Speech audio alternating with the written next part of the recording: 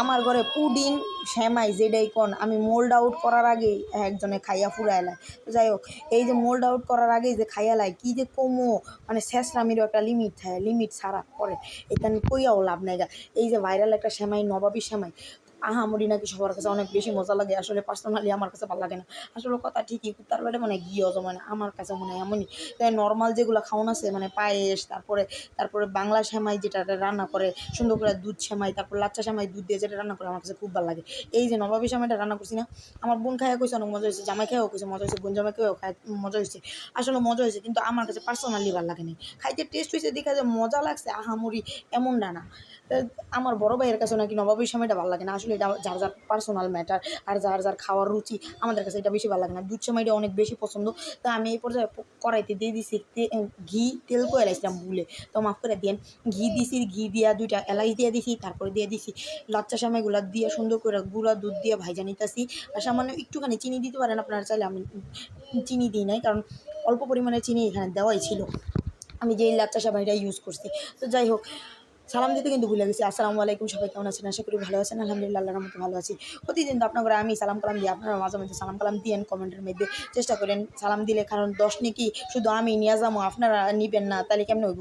তাই মাঝে মাঝে সালাম কালাম দিয়েন। তো যাই হোক, আমি এই পর্যায়ে কিন্তু ঘি দিয়ে ভালো করে ভাইজা লইতেছি, গুঁড়া দুধ দিয়ে। আর এই নবাবী সময়টা কিন্তু ভালো করে ভাইজা লইতে হয়।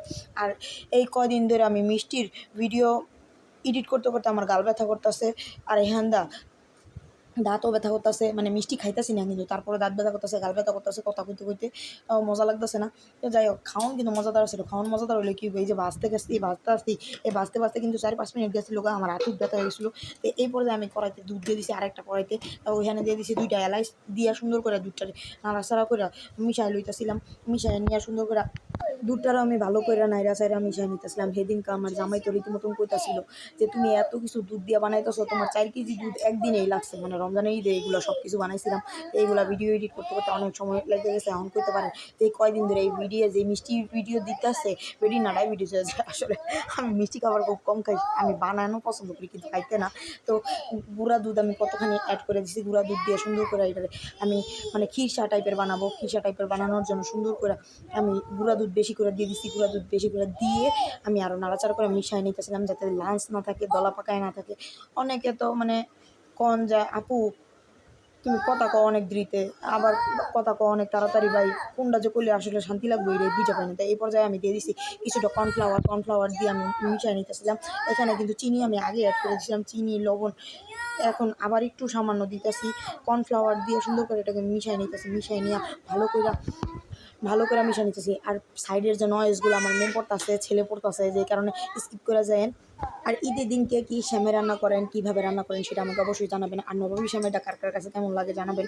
আমি আমার পার্সোনাল অপিনিয়ন দিছি, আমি কিন্তু বলি নাই যে নবমী সেমাই খাইতে মজা না। আমি রান্না করছি যেহেতু মজা হয়েছে, কিন্তু আমার কাছে পার্সোনালি ভালো লাগে না, যে কারণে আমি বলেছি কথাটা। আপনাদের যদি ভালো লাগে সেটা কমেন্ট করে জানাবেন। তো যাই হোক, এই পর্যায়ে আমি একটা বাটির মধ্যে সুন্দর করে প্রথম বাটির মধ্যে লাচ্চা সেমাইগুলো দিয়ে স্প্রেড করে নিয়েছিলাম। আমার ঘরে আসলে কাচের বাটি সবই গোল, এইগুলা নাকি চারকোনা বাটির মধ্যে সার্ভিং করলে ভালো লাগে। আসলেও দেখতেও সুন্দর লাগে, খাইতেও ভালো লাগে, কিন্তু আমার কাছে চারকোনা বাটি ছিল না, যে কারণে আমি গোল বাটির মধ্যে এগুলো সার্ভিং করছি। তারপরে দিয়ে দিছি সেই দুধের যে লেয়ারটা, মানে মালাই দিয়ে সুন্দর করে আমি স্প্রেড করে দিয়েছি। আবার উপরে দিয়ে দিয়েছি সেই ভাজা সেমাই দিয়ে আমি সুন্দর করে চারো সাইডে ঠিকঠাক করে নিয়েছিলাম।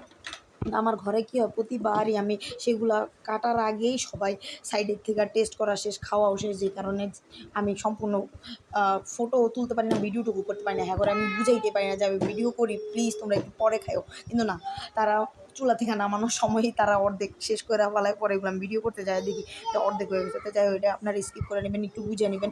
তো যাই হোক, সবাই ভালো থাকবেন, সুস্থ থাকবেন। ঈদে কে কী বানাবেন সেটাও জানাবেন কমেন্ট করে, ঈদের প্রস্তুতি কেমন চলছে সেটাও জানাবেন কমেন্ট করে। আল্লাহ হাফেজ, বাই বাই।